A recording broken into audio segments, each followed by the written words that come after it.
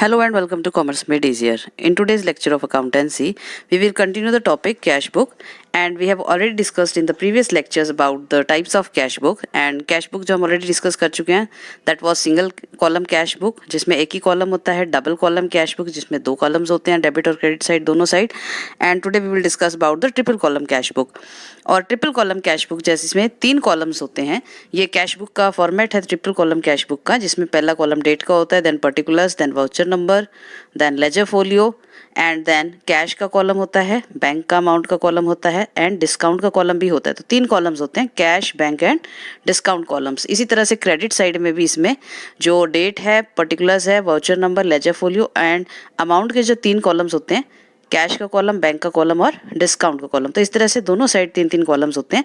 तो इसमें बैंक की रिलेटेड ट्रांजैक्शंस बैंक के कॉलम में आ जाएंगी, कैश रिलेटेड ट्रांजैक्शंस कैश के कॉलम में आ जाएंगी और डिस्काउंट रिलेटेड जो ट्रांजैक्शंस हैं वो डिस्काउंट में आ जाएंगे के कॉलम में हम एंट्री करेंगे. तो इस तरह से जो कैश बुक है तीन कॉलम्स के साथ होती है, दोनों साइड तीन तीन कॉलम्स होते हैं. तो we will understand it with the help of an example. तो example is enter the following transactions in the triple column cash book.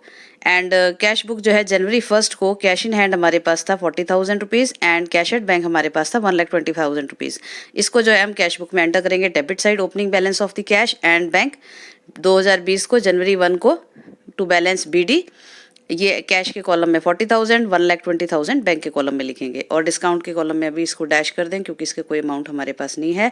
Then जनवरी 4 को सोल्ड गुड्स फॉर कैश, हमने गुड्स जो है कैश में बेचे हैं 13,200 के एंड डिस्काउंट अलाउड 300. तो टोटल हमने जो है 13,500 की सेल की है, जिसमें से हमने 13,200 हमें रिसीव हुए हैं और हमने जो कैश डिस्काउंट है उनको अलाउड करा है 300 रुपीज़ का. तो इसकी एंट्री जो है हम डेबिट साइड में करेंगे. डेबिट व्हाट कम्स इन, तो जनवरी 4 को हम टू सेल्स अकाउंट एंट्री करेंगे कैश के कॉलम में क्योंकि हमें कैश रिसीव हुआ है.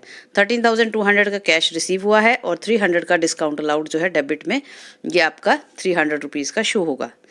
उसके बाद जनवरी 5 में purchased goods from Mohan rupees 15,000. तो गुड्स जो है हमें मोहन से 15,000 रुपीज़ के जो है हमने खरीदे हैं. बट इसमें जो है जब नाम दिया हुआ होता है तो ये एज्यूम किया जाता है कि वो क्रेडिट ट्रांजैक्शन है, उधार की ट्रांजैक्शन है. हमने 5 तारीख को मोहन से जो सामान खरीदा है वो उधार में लिया गया है, तो इसको हम एंटर नहीं करेंगे because it is a cash book और इसमें सिर्फ कैश ट्रांजैक्शंस को ही रिकॉर्ड करना है. तो 5 जनवरी की ट्रांजैक्शन इसमें रिकॉर्ड नहीं की जाएगी.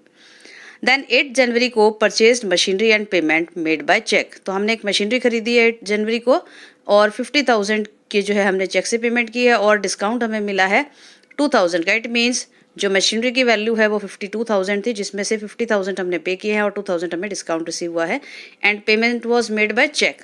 तो यहाँ पर पेमेंट्स जो है हम क्रेडिट साइड रिकॉर्ड करते हैं. 2020 को जनवरी 8 को हमने बाय मशीनरी अकाउंट बैंक के कॉलम से 50,000 माइनस करे हैं, 50,000 रुपये पेमेंट की हमने चेक से और 2,000 का डिस्काउंट जो हमें रिसीव हुआ है वो हमने इसमें डिस्काउंट के कॉलम में क्रेडिट साइड एंटर किया है. तो ये डिस्काउंट रिसीव्ड का कॉलम है और डिस्काउंट अलाउड का ही कॉलम है डेबिट साइड. देन जनवरी 10 को हमने जो है एक और ट्रांजैक्शन की है, पेड सैलरी दी है 10,000 रुपीज़ की, दैट इज़ ऑल्सो एक्सपेंस. तो जनवरी 10 में जो सैलरी बाय सैलरी अकाउंट है वो है कैश के कॉलम से हम पे करेंगे 10,000. तो जब तक हमें ना कहा जाए कि बैंक के थ्रू पेमेंट की गई है या चेक से पेमेंट की गई है तो हम इसको नॉर्मल कैश ट्रांजैक्शन ही मानेंगे. तो पेड सैलरी 10,000 ये क्रेडिट साइड आ गई. और जनवरी 11 को जो है हमने cash deposited into bank rupees 20,000. तो 20,000 रुपये जो है हमने कैश डिपॉजिट किया है बैंक में. इट इज़ अ कंट्रा एंट्री और क्योंकि हमारे पास यहाँ पर कैश का कॉलम भी है और बैंक का कॉलम भी है और ऑलरेडी हम डिस्कस कर चुके हैं पिछले वीडियोस में कि कंट्रा एंट्री क्या होती है और कैसे इसकी रिकॉर्डिंग की जाती है. तो 11 जनवरी को टू कैश अकाउंट, तो बैंक अकाउंट मानते हुए हम इसमें कैश की एंट्री कर रहे हैं. टू कैश अकाउंट 20,000 बैंक में आ गए हैं. यहाँ पे डेबिट कॉलम में हमने 20,000 रुपये दिखाए हैं और साथ में लेजर फोलियो कॉलम में C लिखा है capital letter. It means it is a contra entry. और सेम डेट में 11 जनवरी को ही हमने बाय बैंक अकाउंट जो है हम शो करेंगे 20,000 कैश के कॉलम में, जो है हमारे पैसे जो है बैंक के कॉलम यानी कि बैंक में गए हैं, 20,000 कैश के कॉलम से माइनस हो गए. तो C कॉन्ट्रा एंट्री हमने यहाँ पर भी शो कर दिया. तो ये दोनों साइड डेबिट साइड भी एंट्री हो गई, क्रेडिट साइड भी, और ये दोनों ही जो है कंट्रास्ट जो है अगेंस्ट जो है अपोजिट साइड्स में हमने इसकी एंट्री कर दी है. ओके, उसके बाद जो है हमारी ट्रांजैक्शंस कंप्लीट हो गई हैं. अब हम इनकी टोटलिंग कर लेंगे. जो डेबिट साइड की टोटलिंग है 40,000 और 13,200, टोटल कैश हमारे को जो रिसीव हुआ है दैट इज़ 53,200। और जो हमारी पेमेंट्स हुई हैं 30,000 की हुई हैं, तो 53,200 माइनस 30,000 हमारे पास जो बाय बैलेंस सीडी कैश बचा है दैट इज़ 23,200 का क्लोजिंग बैलेंस ऑफ कैश है हमारा। और इसी तरीके से बैंक की जो है कॉलम की हम टोटलिंग कर लेंगे। 1,20,000 और 20,000 टोटल हमें 1,40,000 रिसीव हुए हैं, जिसमें से 50,000 हमने पे किए थे, मशीन खरीदी थी। तो हमारे पास जो बैलेंस बचा है दैट इज़ 90,000 रुपीज़। तो टोटलिंग यहाँ पे हो गई 1,40,000। और डिस्काउंट के कॉलम जो है उसकी हम सिर्फ टोटलिंग करते हैं, बैलेंसिंग नहीं करते हैं। तो 300 जो है हमने डिस्काउंट अलाउड किया है और 2,000 हमें डिस्काउंट रिसीव हुआ है। इस तरह से हम सारी ट्रांजेक्शन्स को रिकॉर्ड कर रहे हैं, जैसे कैश के रिलेटेड ट्रांजैक्शंस को भी कैश के कॉलम में, बैंक से रिलेटेड ट्रांजैक्शंस को बैंक के कॉलम में, और डिस्काउंट रिलेटेड ट्रांजैक्शंस को डिस्काउंट के कॉलम में हमने रिकॉर्ड किया। तो ये है हमारी ट्रिपल कॉलम कैश बुक। और कौन सी कितने कॉलम्स वाली कैश बुक जो है हम यूज़ करेंगे, सिंगल कॉलम, डबल कॉलम या ट्रिपल कॉलम, ये डिपेंड करता है नेचर ऑफ ट्रांजैक्शंस, जो लेन देन जो है बिजनेसेस करते हैं किस तरह से वो डील करते हैं। बैंक्स के थ्रू ही सारी ट्रांजैक्शंस होती हैं या कैश के थ्रू ही सारी ट्रांजैक्शंस होती हैं, या दोनों से ही वो ट्रांजैक्शंस करते हैं, कैश की भी और बैंक की भी। उस हिसाब से अपनी सुविधा अनुसार वो कोई भी कैश बुक जो है चूज़ कर सकते हैं। और नेक्स्ट जो टाइप हम डिस्कस करेंगे now, it will be petty cash book. Petty का मतलब होता है स्मॉल। तो स्मॉल कैश की जो ट्रांजैक्शंस होती हैं, देखिए बिजनेस जो होते हैं बहुत बड़े बड़े होते हैं, उसमें नंबर ऑफ ट्रांजैक्शंस भी ज़्यादा होती हैं, लाखों में करोड़ों में ट्रांजैक्शंस होती हैं, अमाउंट्स की होती हैं। तो छोटे छोटे खर्चे भी बिजनेस में होते हैं अक्सर, जो बहुत छोटे छोटे नेचर के होते हैं, रेगुलर नेचर के होते हैं। और उसमें अगर हम उन सभी को एक ही कैश बुक में रिकॉर्ड करेंगे तो उससे जो कैश बुक है वो बहुत ज़्यादा, उसमें जो है बहुत ज़्यादा हौच पौच हो जाएगा, बहुत ज़्यादा उसके अंदर ट्रांजैक्शंस होने से बहुत ज़्यादा कन्फ्यूजन क्रिएट हो जाएगा। तो क्या करते हैं जो बड़े बिजनेसेस होते हैं, कई बार वो एक अलग से पेटी कैश बुक मेंटेन करते हैं, जिसमें जो रेगुलर नेचर के खर्चे हैं, छोटे छोटे खर्चे हैं रोज़मर्रा के, उनको वो जो है पेटी कैश बुक में एंटर करते हैं। और जो नॉर्मल जो बड़े अमाउंट्स हैं, जो बड़े ट्रांजेक्शन्स हैं, उनको वो मेन कैश बुक में रिकॉर्ड करते हैं। तो इसको हम कहते हैं impress system of petty cash book, वो हम डिस्कस करेंगे। तो पेटी कैश बुक जो है उसके लिए पेटी कैशियर होता है जो उस बुक को मेंटेन करता है, और इस सिस्टम को हम समझते हैं कि क्या होता है और किस तरह से इसमें जो है ट्रांजेक्शन्स को रिकॉर्ड किया जाता है। So imprest system of petty cash book जो है उसके अंदर क्या होता है, under this system the petty cashier is given a definite sum at the beginning of every month. तो हर महीने जो है पेटी कैशियर को एक फिक्स अमाउंट दे दिया जाता है। This amount is called impressed amount. तो उसे हम इम्प्रेस्ड अमाउंट कहते हैं। फिक्स्ड अमाउंट ये होता है। द पेटी कैशियर पे all the expenses out of this amount and record in पेटी कैश बुक। तो जो पेटी एक्सपेंस कैशियर जो होता है वो छोटे छोटे खर्चे जो रोज़मर्रा के होते हैं, जो छोटे छोटे होते हैं, उनको वो रोज़ उस अमाउंट में से पे करता है, और जो भी ट्रांजैक्शंस वो करता है उसको वो लिखता रहता है पेटी कैश बुक में। At the end of the month sum of petty expenses is transfer to the cash book. तो महीने के एंड में जो है पेटी कैश बुक की टोटलिंग हो जाती है और उसकी बैलेंसिंग हो जाती है, और जो उसका लमसम अमाउंट है, टोटल अमाउंट जितना भी हमारा खर्च हुआ है, छोटे छोटे एक्सपेंसेस को अलग अलग लिखने की बजाय हम उस टोटल लमसम अमाउंट को ही मेन कैश बुक में ट्रांसफर कर देते हैं eight the end of month. And main cashier reimburses the amount actually spent by the petty cashier to him and his amount become equal again। तो पेटी cashier जो है वो मेन कैशियर को शो करता है अपने सारे एक्सपेंसेस जो उसने खर्चे किए हैं। तो जो मेन कैशियर है वो जो भी खर्चे उसके एक्चुअल में हो चुके हैं उतना पैसा उसको फिर से दे देता है, और उसका अमाउंट जो पेटी कैशियर है, जो उसके पास अमाउंट बच गया है, बैलेंस अमाउंट है, उसमें जो डिफरेंस रह गया, यानी कि जितना वो खर्च कर चुका है वो उतना और दे देगा। तो उसका अमाउंट जो है पेटी कैशियर का फिर से उतना ही हो जाएगा जितना पहले था। मान लीजिए 2,000 रुपये पेटी कैशियर को महीने के लिए दिए गए हैं खर्च करने के लिए, तो जितने भी खर्चे उसने महीने में करने हैं छोटे छोटे, वो सारे उसको 2,000 में ही करने हैं।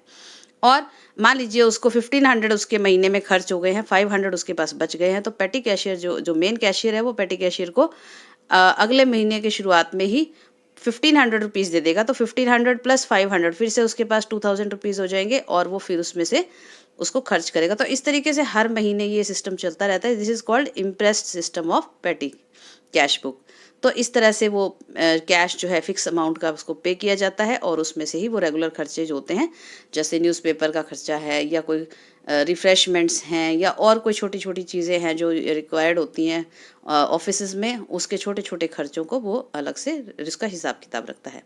And what are the advantages of maintaining petty cash book? It controls misappropriation of cash. जो छोटे-छोटे खर्चों में कैश का बहुत इधर से उधर हेर-फेर हो जाता है, इस तरह की चीज़ें जो है अब पॉसिबल नहीं होती, क्योंकि पेटी कैश जो होता है उसका हिसाब-किताब जो है प्रॉपर रखा जाता है। It reduces the burden of main cashier. जो मेन कैशियर होता है, जिसे बड़े-बड़े अमाउंट्स का भी हिसाब रखना होता है, तो वो छोटे-छोटे खर्चों से जो बोझ है उससे वो कम हो जाता है। उसके लिए अलग से एक पेटी कैशियर रख दिया जाता है और वो उसको रिकॉर्ड को मेंटेन करेगा। तो जो पूरा फोकस है मेन कैशियर का, वो अपने मेन जो ट्रांज़ैक्शंस हैं या अमाउंट्स हैं उसकी रिकॉर्डिंग पे रहेगा, उसको मैनेज करने में रहेगा। देन इट कंट्रोल्स ओवर पेटी कैशियर। जो कीप्स जो मेन कैशियर है वो किसके अंडर होता है? पेटी कैशियर जो है वो मेन कैशियर के अंडर होता है। तो पेटी कैशियर जो है वो सारे उसके छोटे-छोटे पेटी एक्सपेंसेस है उसके लिए रिस्पॉन्सिबल होता है। तो जो छोटे-छोटे खर्चे होते हैं उनको जो है हम कंट्रोल कर सकते हैं, ज़्यादा वेस्टेज जो है पैसे की वो नहीं हो पाती है। Then it helps in maintaining cash book in easy manner. तो कैश बुक बहुत आसान हो जाती है बनाने के लिए, क्योंकि हमारे जो बहुत ज़्यादा छोटे-छोटे खर्चे होते हैं, जो बिल्कुल ही नेग्लिजिबल अमाउंट्स होते हैं उनके बड़े-बड़े एक्सपेंसेस के मुकाबले, उनको हम अलग से रिकॉर्ड रखते हैं, तो कैश बुक बनाना आसान हो जाता है। तो इसमें हम सिर्फ मेन कैश बुक में मेन ट्रांजैक्शंस को रिकॉर्ड करते हैं, बजाय कि छोटे-छोटे ट्रांजैक्शंस को रिकॉर्ड करने के। Then it is easy to maintain petty cash book. Petty cash book बनाना बहुत ही आसान है। कोई भी आदमी जिसको थोड़ी सी मिनिमम नॉलेज है अकाउंटिंग की, वो भी आराम से पेटी कैश बुक को मेंटेन कर सकता है। उसके लिए बहुत ज़्यादा हाई अकाउंटिंग नॉलेज की आवश्यकता नहीं होती है। ओके, तो अब हम समझेंगे एक एग्जाम्पल की हेल्प से कि पेटी कैश बुक जो होती है उसमें ट्रांजैक्शंस को कैसे रिकॉर्ड करता है पेटी कैशियर, किस तरह से वो काम किया जाता है imprest system of petty cash book का। So we have an example. Prepare petty cash book on the imprest system of following from the following information. हमने इम्प्रेस सिस्टम से पेटी कैश बुक मेंटेन करनी है। हमारे पास ये example है। 2020 जनवरी 1 को received ₹10,000 from the cashier. Then 3 जनवरी को परचेज स्टेशनरी ₹800। 6 जनवरी को पेड वेजेस 500 एंड चैरिटी के लिए हमने ₹300 दिए हैं। देन 7 जनवरी को purchase soap ₹200 and paid for newspaper bill 700। तो साबुन हमने खरीदी है, न्यूज़पेपर के खर्चे जो है हमारा बिल पे किया है 700 का। पेड टैक्सी फेयर 800, टैक्सी का किराया हमने ₹800 दिया है। देन कार्टेज जो है 200 का हमने उसके लिए पे किया है। पेड पोस्टल एक्सपेंसेस जो है 600। पेड ऑटो फेयर जो है ₹380 ऑटो का किराया हमने दिया है। And paid for courier services ₹70 and paid wages ₹600। तो इस तरह से अलग अलग डेट्स में जो है महीने का हमें खर्च दिखाया गया है, छोटे छोटे खर्चे हैं। अब हम इसको पेटी कैश बुक में कैसे रिकॉर्ड करते हैं हम देखेंगे। Okay, this is the format of petty cash book. तो पहले हम फॉर्मेट देखते हैं पेटी कैश बुक का फॉर्मेट कैसे होता है। यहाँ पर डेबिट कॉलम है, ये क्रेडिट के कॉलम्स हैं जिसको हमने एक्सटेंड कर दिया है। और डेबिट कॉलम में जो अमाउंट है रिसीव्ड, कितना पैसा हमें महीने के स्टार्टिंग में मिलेगा मेन कैशियर से पेटी कैशियर को, वो यहाँ पे एंटर होगा डेबिट साइड। उसके बाद कैश बुक फोलियो यानी कैश बुक का पेज नंबर, देन डेट आ जाएगी यहाँ पर, फिर पर्टिकुलर्स आ जाएंगे और उसके बाद वाउचर नंबर आ जाएगा और टोटल अमाउंट जो है, टोटल पेमेंट्स हमने किए हैं, लमसम अमाउंट टोटल जो है पेमेंट्स का यहाँ पे आ जाएगा। और उसका बाद उसका हमने एनालिसिस किया है पेमेंट्स का, उसको डिटेल शो किया है खर्चों का। तो इसमें हम कितने भी कॉलम बना सकते हैं। वैसे जो जनरल कॉलम्स होते हैं जो देखने को मिलते हैं वो हैं postage and courier, then wages का कॉलम है, कन्वेंस का कॉलम है, cartage, stationery and miscellaneous expenditure. तो मिसलेनियस एक्सपेंडिचर में जो इनमें से किसी भी कैटेगरी में नहीं लिखे जा सकते हैं उनको हम मिसलेनियस एक्सपेंडिचर में शो कर देते हैं। तो वैसे तो ये ज़रूरी नहीं है कि हम इसी कॉलम्स को बनाएं, आपकी इच्छा से आपके जो भी बिजनेस में खर्चे होते हैं उसके हिसाब से हम ये कॉलम्स बना सकते हैं। देन मान लीजिए ₹10,000 जो है पेटी कैशियर को मिले हैं in the beginning of month. जनवरी को उसको मान लीजिए 1 जनवरी को उसे पैसा मिला है ₹10,000 फ्रॉम द मेन कैशियर। तो उसकी वो ट्रांजैक्शन लिखेंगे टू कैश काउंट, ये डेबिट साइड की एंट्री हो गई। टू कैश काउंट 1 जनवरी को ₹10,000 रिसीव किए हैं पेटी कैशियर ने। उसके बाद जो एक्सपेंसेस हैं उसकी हम इसमें ट्रांजेक्शन्स जो रिकॉर्ड करेंगे क्रेडिट साइड मानते हुए। 3 जनवरी को स्टेशनरी के लिए हमने पे किया है बाय स्टेशनरी ₹800 और स्टेशनरी का कॉलम हमारे पास है, यहाँ पर शो करेंगे और फिर टोटल पेमेंट हमने कितनी की है 800 यहाँ पे आ जाएगी। इसी तरह से 6 तारीख को बाय वेजेस हमने वेजेस पे किए थे 500, तो वेजेस के कॉलम में 500 वेजेस शो करने हैं और फिर टोटल पेमेंट्स हमने 500 की है, यहाँ पर टोटल पेमेंट में भी इसको दिखाना है। उसके बाद है चैरिटी। चैरिटी जो है हमने 300 की पे की थी, क्योंकि यहाँ पर देखिए चैरिटी का कोई कॉलम नहीं है तो इसको हम मिसलेनियस एक्सपेंडिचर के कॉलम में शो करेंगे और टोटल पेमेंट हमारी हो गई 300, तो यहाँ पे शो किया कॉलम में एनालिसिस जो हमने बनाया हुआ है और टोटल पेमेंट्स में भी हम इसको दिखा रहे हैं चैरिटी यहाँ पर। उसके बाद साबुन हमने खरीदी 200 रुपये की, तो यहाँ पर सोप के लिए कोई कॉलम अलग से नहीं है तो इसको हम मिसलेनियस एक्सपेंडिचर में शो करेंगे और टोटल पेमेंट्स में भी इसको यहाँ पर सोप के शो करेंगे। उसके बाद 7th को ही हमने जो है न्यूज़पेपर का बिल पे किया था बाय न्यूज़पेपर 700 रुपीज़। यहाँ पर इसको भी मिसलेनियस में हमने शो किया क्योंकि न्यूज़पेपर की अलग से कोई कॉलम नहीं है हमारे पास। 700 हमने टोटल पेमेंट्स में भी शो किया है। देन 9th जनवरी को we paid taxi fare, taxi का किराया हमने दिया था।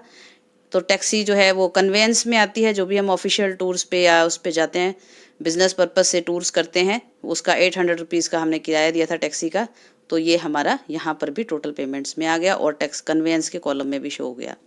उसके बाद जो है कार्टेज जो है हमने पे किया था 200 रुपीज़ का, वो कार्टेज का कॉलम हमने बनाया हुआ है 200 रुपीज़ यहाँ पर और टोटल पेमेंट्स में भी हमने इसको शो किया है। उसके बाद 12 तारीख को बाय पोस्टल एक्सपेंसेस जो है हमने कोई पोस्ट जो किया होगा उसके खर्चा जो हमारा है 600 रुपीज़ का, तो पोस्टेज एंड कुरियर वाले कॉलम में हम इसकी एंट्री करेंगे 600 रुपीज़ की और टोटल पेमेंट्स में भी 600 लिखेंगे। उसके बाद 14th जनवरी को हमने ऑटो का किराया दिया था 380 रुपये, 380 रुपीज़ हमने कन्वेंस में शो किया है, जो भी ऑफिशियल पर्पस से हम कहीं गए होंगे तो 380 रुपीज़ हमारे ऑटो का किराया हुआ। 380 रुपीज़ यहाँ पर शो होगा कन्वेंस के कॉलम में और टोटल पेमेंट्स में भी 380 रुपीज़ हमने शो किया है। देन 14th जनवरी को बाय कुरियर हमने कुरियर किया होगा 70 रुपीज़ उस पर खर्चा लगा, तो पोस्टेज एंड कुरियर में हम इसको शो करेंगे और टोटल पेमेंट्स के कॉलम में भी शो करेंगे।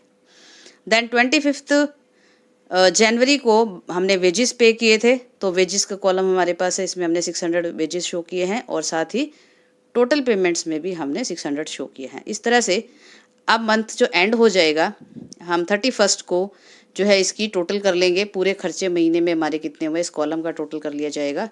5150 रुपीज़ का हमारा एक्सपेंस हुआ है टोटल, और कॉलम वाइज भी इसका जो है टोटल कर लेंगे कि कुरियर और पोस्टेज पे 670 रुपीज़ खर्च हुए हमारे, वेजेस 1100 रुपये दिए हमने, कन्वेंस पे 1180 रुपीज़ का खर्च हुआ, कार्टेज पे 200 का, स्टेशनरी पे 800 का और मिसलेनियस एक्सपेंडिचर हमारा 1200। तो कॉलम वाइज भी इसका टोटल किया गया है और लमसम टोटल भी किया गया है।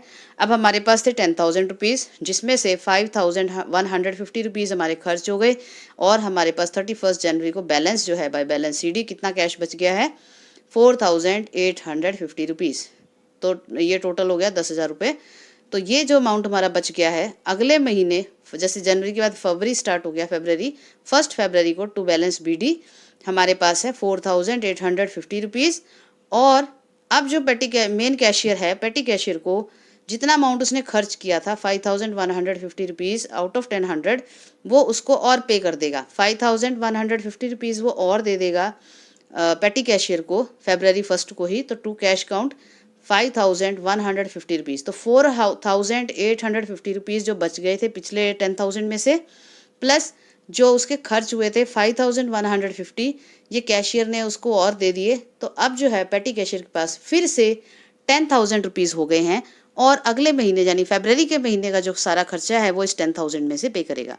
और इस तरीके से ये प्रोसीजर चलता रहता है। This is called impress system of petty cash book. तो इस तरह से जो पेटी कैश बुक है वो मेंटेन की जाती है बाय द पेटी कैशियर और उन छोटे छोटे खर्चों का एक सिस्टमैटिक हिसाब किताब रखा जाता है। अगर हम इन सभी खर्चों को मेन कैश बुक में दिखाएंगे तो इससे कैश बुक जो है बहुत ज़्यादा ओवरलोड हो जाएगी, यानी कि उसमें बहुत ज़्यादा ट्रांजैक्शंस रिकॉर्ड होने से जो उसका उसमें जो ट्रांजैक्शंस है उसमें क्लैरिटी नहीं रहेगी, समझ में नहीं आ पाएगा किस तरह से कौन से दिन क्या ट्रांजैक्शंस हुई थी। बहुत ज़्यादा ट्रांजैक्शंस एंटर करने से हम अवॉइड करते हैं, इसलिए हमने अलग से कैश बुक मेंटेन की है। तो ये मोस्टली बड़े बिजनेसेस में की जाती है जहाँ पर नंबर ऑफ ट्रांजैक्शन बहुत ज़्यादा होती हैं और बड़े बड़े अमाउंट्स भी वहाँ पर बहुत ज़्यादा होते हैं, तो इस वजह से हम उनको अलग से बड़ी मेन कैश बुक में लिखते हैं और छोटे छोटे खर्चों को। तो पूरा जो लमसम 5150 रुपये का खर्चा है ये हम महीने के एक बार में ही जो है मेन कैश बुक में एंटर कर देंगे बाय पेटी एक्सपेंसेस है बाय पेटी एक्सपेंसेस करके, और टोटल 5150 एक साथ शो कर देंगे, ना कि छोटे छोटे खर्चे एक साथ शो करेंगे। तो इस तरह से हमने जो है डिस्कस किया अपने पिछले कुछ वीडियोस में भी, टाइप्स ऑफ कैश बुक, कितने प्रकार की कैश बुक्स होती हैं, single column cash book, double column cash book, triple column cash book and पेटी कैश बुक। तो ये सभी प्रकार की कैश बुक्स हैं और अपनी आवश्यकता अनुसार, सुविधा अनुसार हर बिजनेस जो है अपनी कैश बुक चूज़ कर सकता है, कौन सी कैश बुक उसके लिए सूटेबल है। It depends upon the nature of transactions, किस प्रकार की ट्रांजैक्शंस वो करते हैं और उनकी क्या रिक्वायरमेंट्स हैं, अपनी आवश्यकता अनुसार वो कोई भी कैश बुक को चूज़ कर सकते हैं। So that was all about the cash book. और हम अपने नेक्स्ट वीडियोस में नए टॉपिक्स के साथ मिलेंगे और आशा है आज का टॉपिक आपको समझ में आया होगा और इंटरेस्टिंग भी लगा होगा। तो हमारे इस वीडियो को लाइक कीजिए, शेयर कीजिए and don't forget to subscribe this channel. Thank you.